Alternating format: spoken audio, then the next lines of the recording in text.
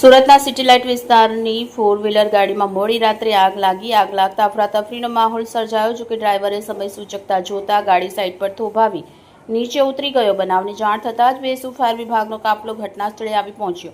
ફાયરના જવાનોએ પાણીનો મારો ચલાવ્યો. ગણતરીની મિનિટોમાં જ આગ પર કાબૂ મેળવ્યો હતો. આગમાં કોઈ પ્રકારની જાનહાનિ થઈ ન હતી. આગ લાગવાનું કારણ હજી અકબંધ છે. Bureau chief Sunil Ganjawala, bullet 26, Gujarat news, Surat.